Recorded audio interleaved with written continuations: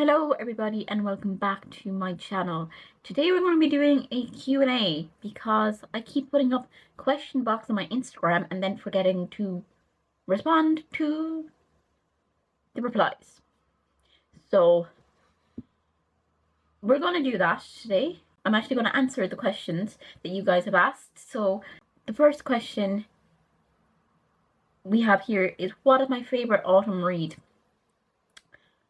I have a few that I would recommend, though I'm not very good at rereading books because I have so many on my physical TBR.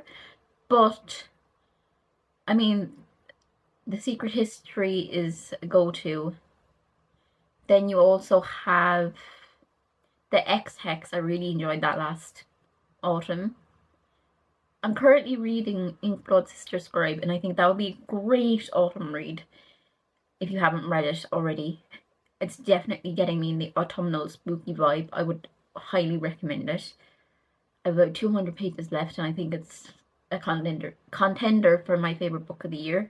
So those would be 3 recommendations, I think. I mean, you have the usual as well, like The Bell Jar and that kind of darker books, but The X-Hex, Inkblood Sister Scribe, and The Secret History are the 3 I'm gonna say for now. The next question is, what is something you'd read in a book that would immediately make you stop reading? I'm gonna say bad grammar, firstly. I can understand how typos happen, and I can overlook that, and if there's 1 or 2 mistakes here and there in a book, I'm either going to be so immersed that I'll hardly even notice sometimes. But if it's like so consistent, I'm gonna have a hard time with that. One book that I nearly did stop reading, I'm trying to find it on my bookshelf because my bookshelves are in front of me. This is a book I nearly stopped reading. I actually gave it 3 stars or 4 stars. I really enjoyed it, but it had typography issues. The font would get randomly really big and then go really small, like minute as well. And it was just not consistent, and it isn't a reflection on the author either, which is awful. But that is another thing that would make me stop reading the book. I nearly gave up on this book so many times because of how, like, I can't find it now, but I remember sharing it on my story on Instagram, like taking photos of how the font kept changing. It was something I really noticed. And I just don't know, maybe I got a dud copy. That happens too, you know, because this seems to be a well-loved book and I haven't heard anyone else have this issue. Maybe it's just a dud edition. Maybe they had printing issues, who knows. Regarding tropes, if it has surprise or unplanned pregnancy, even though that's going to be happening in the off-campus series, and I will likely read that book because it's the next in the series I have. I think it's like it's one after Score. I can't think of the name of it now, but things to do with pregnancy are generally a bit hit or miss for me because I can't have children, and I might find it slightly triggering or upsetting. But definitely the unplanned pregnancy trope, not a fan of that. And is there anything else that would make me immediately stop reading though? Well, if it's very offensive too. Though sometimes I will force myself to read a book in its entirety to fully understand the scope of the offensiveness and be able to give a comprehensive review of that, because I have done that with My Brother Named Jessica, My Brother Named Jessica, or My Brother Called Jessica by John Boyne. That is a book that makes my blood boil every time I think about it. You can find my review on Goodreads. I'm not going to get into that right now, but if it is offensive, like racist, misogynistic, ableist, that kind of thing, and it isn't a point of the plot, because like obviously there's racism in books, but the character is racist and it's showing how racism happens, for example. But you can tell that it's not necessarily the author's beliefs. So then I wouldn't stop reading. But if it's, you know, that what the author is saying is overtly wrong, then I would probably stop reading it, possibly. But I also kind of, as I say, I force myself to read things so I can give a comprehensive review of why it's not good also. I'm not one for DNFing, usually, to be honest, but these are the kind of things that I would be like, oh. I think the biggest one for me to actually stop reading would probably be the pregnancy one, just for personal reasons. The next question is, if you're looking to get out of your comfort zone, what books do you recommend? It depends on what your comfort zone is in the first instance, because, I mean,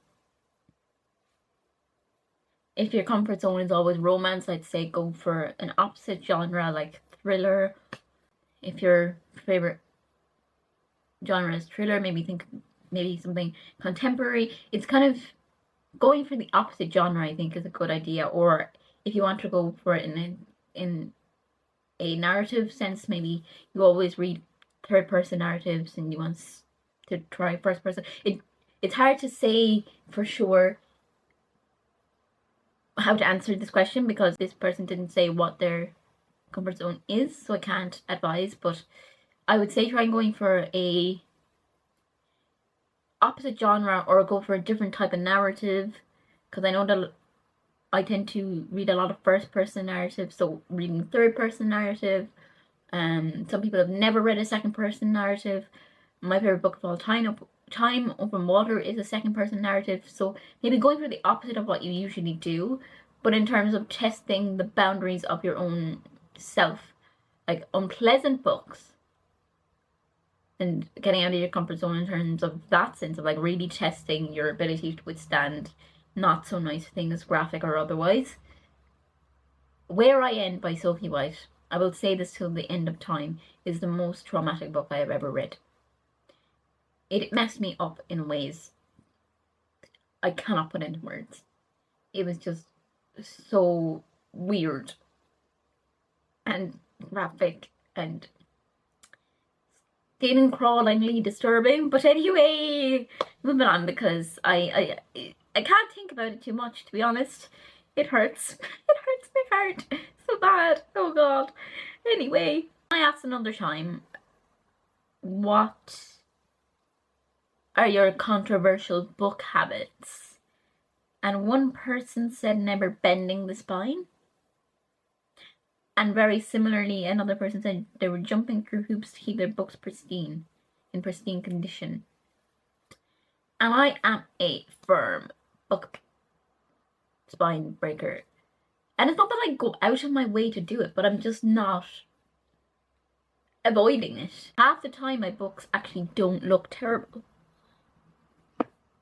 I'll show you this again. Like the spine is broken in that, but you only really notice it if you go looking for it. Like I did read it like this, you know? Whereas I just think it would be so awful to be like reading with this. Like, nah. I can hardly see the words. What do you mean?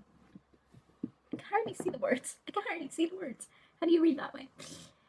And jumping through hoops to keep your books in pristine condition? Nah, it's not for me. It's not for me. I mean, my books are in good condition. I don't trample them, but at the same time, I'm not extremely precious about them. My main concern is that the cover isn't like ripped. There's no like stains, coffee stains, food stains. That's where I draw the line. But I annotate, though I don't do this as much as I used to. I went through a phase of doing it a lot. I'm here for annotations. I'm here for bending the spine. I'm here for dog earing. Books are a reflection of the owner, and they're meant to look lived in my opinion. But that's just me.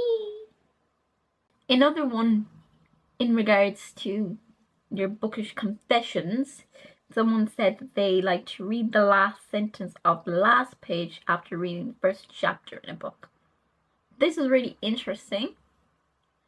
I used to do something similarly, where I used to read the last line of a book before I started the book. And I only used to do that because I heard an author say they did it once.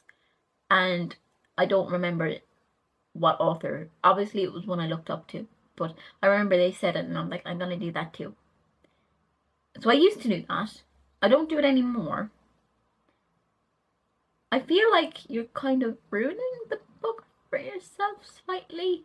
I don't know. I don't know what to make of this one because I don't do this anymore. I wouldn't recommend doing it, but I did do it at one point. So I feel like if I criticize you for this, it makes me a hypocrite. Regarding my own pet peeves, I have a few. I've made some notes. If this notion of if there's smut in it, I'm not reading. I see that a lot on TikTok, and I'm just like, then I'm a firm believer that if you're doing any kind of reading, it's great, but also if you only read books because there's smut in them, maybe you have an issue of the corn type. There's also the latest craze of skipping paragraphs on TikTok. I've heard people being like, oh, the paragraph is this long, I just don't read it. I'm like, what? You're missing crucial information. What do you mean? What do you mean? Thanks for watching. That's my little Q&A. Hope you learned something about me, and I promise that I will actually answer them in future. Thanks for watching. See you next week.